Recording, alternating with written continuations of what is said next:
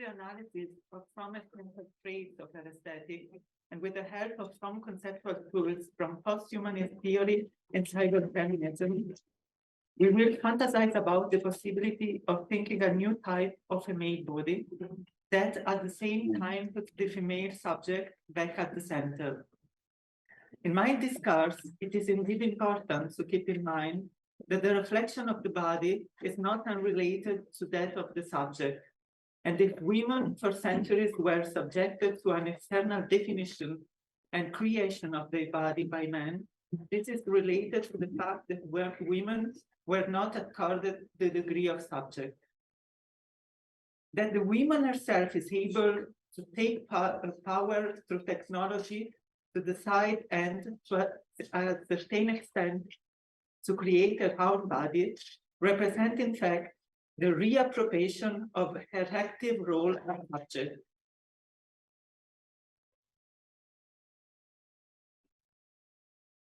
Yeah, you have to from there.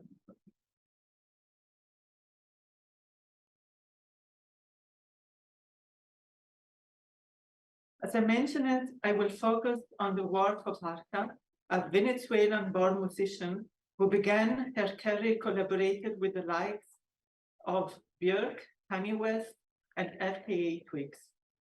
Alejandra Gersi Rodriguez, this is the extended name of Arca, was born in 1989 in Venezuela, lived her childhood in Connecticut, and her adolescence in Caracas. Since 2018, she has settled in Barcelona.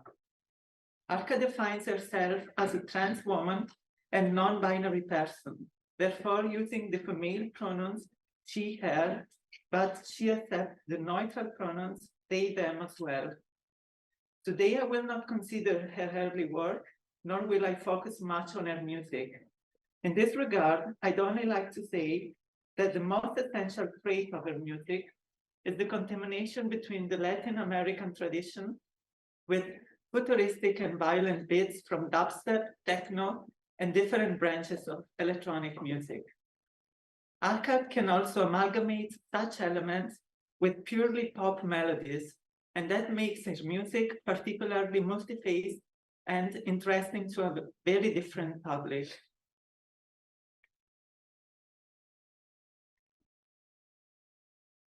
Because of these characteristics, Rolling Stone magazine defines her music as xenopop, where xeno comes from ancient Greek and means strange, guest, or host. Her latest majestic work, titled Kick, and consisting of 5 records released from 2020 to 2021, reiterates the key points of her music and visual aesthetic. And it is precisely about this important project that I'd like to talk today.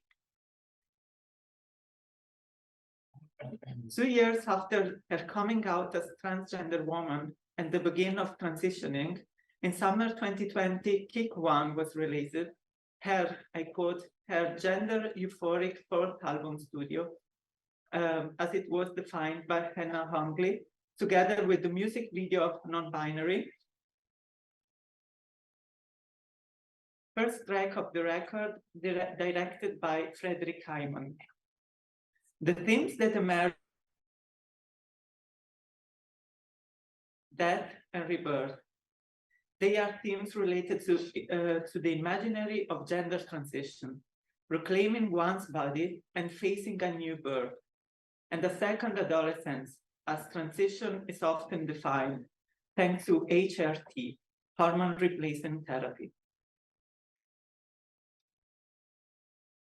An opening scene of the video, where Arca lies dead with a huge sister stuck in her abdomen, is followed by one of her in a sterile room, surrounded by androids who appear to be caring for her and the creature she now carries.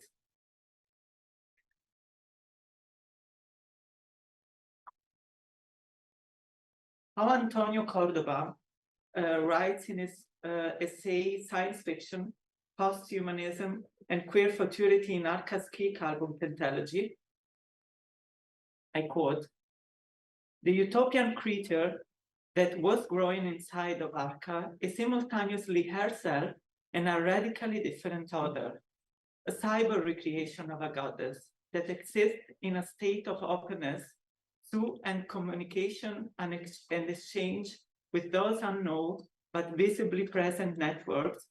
Those nodes connect her to. Quote end. The rebirth takes place in the form of a Botticelli's The Birth of Venus. The symbol is loaded with many meanings. On an aesthetic level, Arca takes a Western and Eurocentric ideal of female beauty, shared for years, and starts from this, destroys it, and makes it usable for all. Venus can be you, in whatever way you want to express it. This is Arca's message. It is interesting, in fact, that the so-called rebirth, there is the unveiling of Venus, occurs simultaneously with the lyrics, "Go ahead, speak for yourself. Go ahead, speak for yourself. Speak for yourself," states. The empowerment nature of these words refers to gender identity, as well as the freedom to have the final say over one's own body.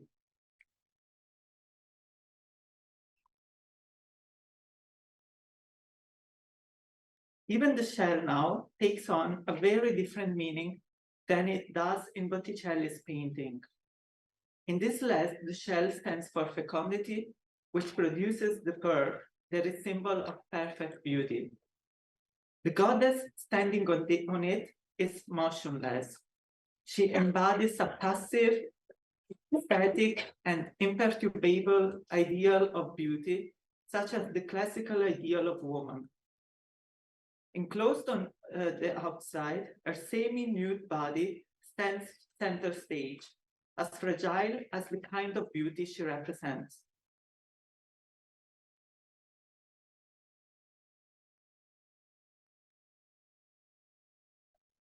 The shell in Arca's video is instead an integral part of the cyborg. It is her shelter, the shell that protects her from the outside, but at the same time, it is also the opening to the outside world. Through the cables that the pearl is connected with with its shell and consequently with the world around her. There is no longer a juxtaposition between organic and inorganic, but rather a complete fusion between now impossible to distinguish. The cyborg Arca or Venus is her shell, which delimits her space and at the same time makes her relate to the outside. Donna Haraway defines the power of the cyborg, which has been a central figure in the development of her feminist theory, as the ability to challenge dichotomies that for centuries have been conceived as ontological.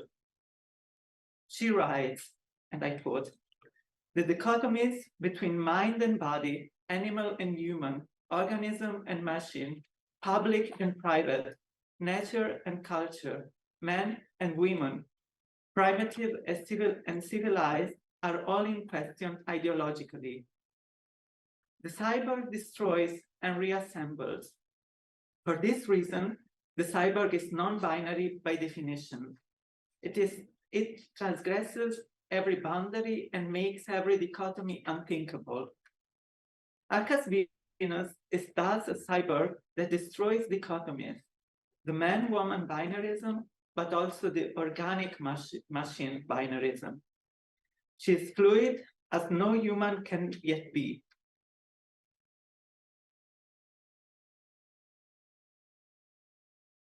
People are nowhere near so fluid, being both material and opaque. Cyborgs are ether, quintessence. The fluid of the cyborg is inherent in its nature and its creation. As Haraway teaches us, a cyborg body is not born in a garden, so it has no original innocence. A cyborg body doesn't seek an unified identity and therefore does not generate dualism or binarism to seek belonging to one third of a dichotomy. The theme of cyborg-creation is central to my talk today. So much so that in the title I refer to Arca as Demiurge, which means that I refer there as a creative entity of her own body. To explain now how this capacity for autopoiesis or self-creation is expressed by Arca, I will use a fragment from the music video Prada Rakata. I hope it works.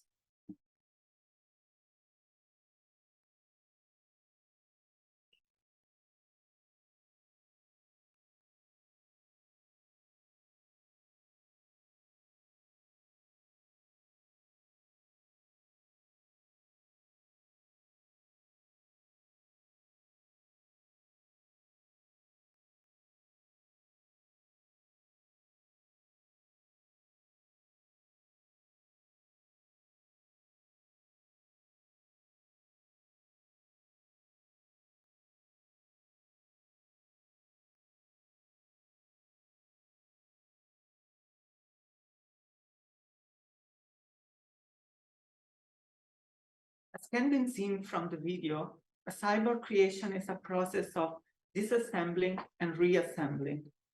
Arca draws from organic and inorganic material to shape her own body, now an animal-human mechanical hybrid.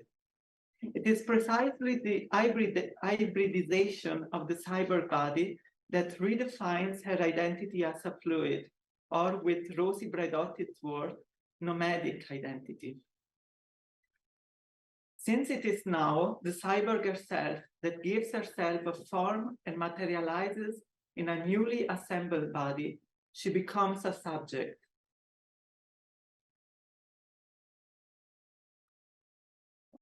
If in the 20th century, the French philosopher Simone de Beauvoir rightly defined the female subject as a non-subject, as the other, as she rightly writes in Second Sex, was because the universal man coincided and still coincides with the male, white, heterosexual subject. Anything that does not coincide with the universal man is downgraded to the status of other. This is how Simone de Beauvoir defines woman. The woman, I quote, is nothing other than what man decides. She is thus called the sex, meaning that the male sees her essentially as a sex being. For him, she is sex, so she is it in the absolute.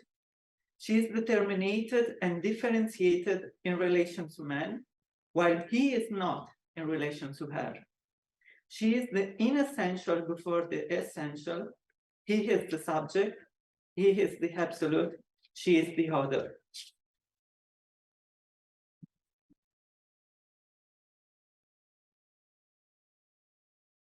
Arca is considered here as a symbol of a new femininity, fluid, non-submissive, non-binary, and cybernetic. Aware of the social hatred to which the femininity is subjected.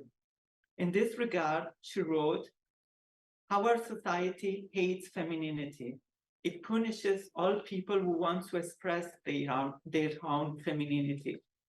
That is the nature of the patriarchal world we live in." Self-created and self-conscious as subject, Arca's heart has been taken by me into consideration of as a form of post-human and disturbing aesthetics capable of shaking and provoking. A relationship with the machine element and a technology capable of body modification connects her work to post-humanist and cyber theories.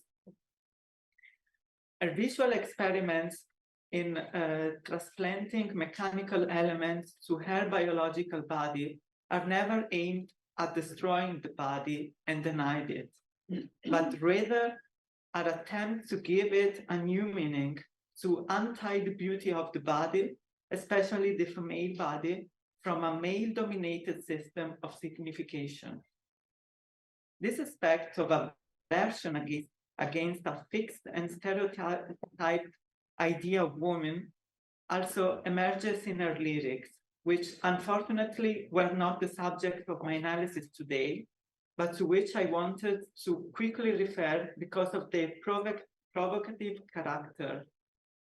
Arca sings about female desire, about the body, about sex, about genitals, about gender euphoria, about transition, about hormones, and so on.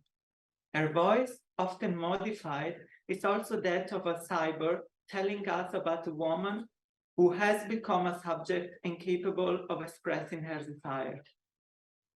In conclusion, I would like to quickly return to Rosi Braidotti and her concept of the nomadic subject. The nomadic subject can only be referred as a, and I quote, a succession of translations, of displacements, of adaptations to changing conditions, and how Braidotti claims, because of this ability to change, to adapt the subject is essentially woman.